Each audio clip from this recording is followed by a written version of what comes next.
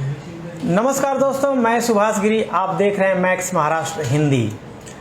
आज देश के गृह मंत्री अमित शाह का जो है महाराष्ट्र के कोकण में दौरे पर है। उन्होंने महाराष्ट्र के पूर्व मुख्यमंत्री नारायण राणे के मेडिकल कॉलेज का उद्घाटन किया और इस उद्घाटन के दौरान उन्होंने एक तीर से कई निशाने साधा। एक तो महाराष्ट्र के अंदर 105 आमदार, 105 विधायक होने के बाद भाजपा की हालत बिल्कुल पतली हो गई है।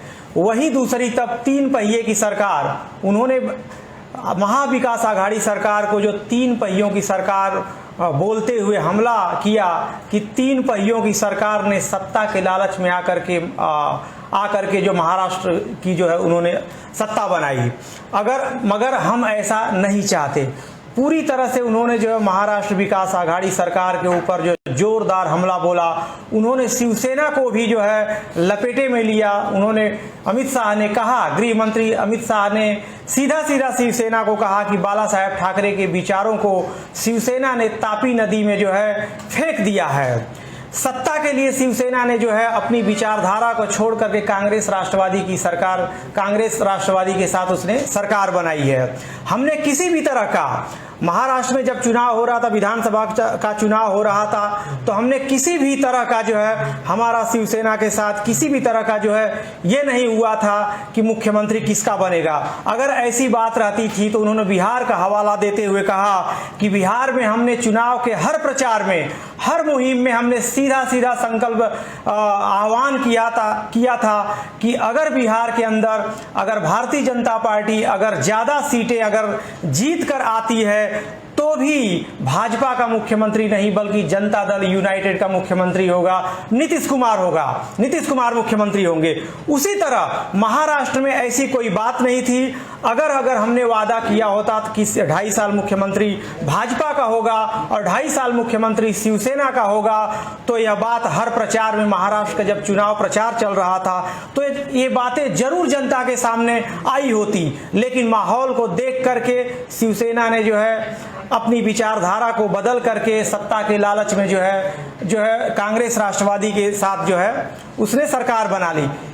देखा जाए तो शिवसेना के ऊपर जो अमित शाह ने पूरी तरह से जो हमला बोला, वहीं दूसरी तरफ पहली बार ऐसा हुआ है कि उन्होंने जो महाराष्ट्र के अंदर कोकण के दौरे के दौरान उन्होंने नारायण राणे की जो है उन्होंने खूब तारीफ की है। उन्होंने नारायण राणे को जो एक लड़ाकू नेता बताया, उनकी तारीफ की और उन्होंने बताया कि जिस तरह से नारायण राणे शिवसेना में थे और कांग्रेस में रहे, लेकिन नारायण राणे को भाजपा में किस तरह से मान सम्मान मिलना चाहिए वह भाजपा पूरी अच्छी तरह से जानती है।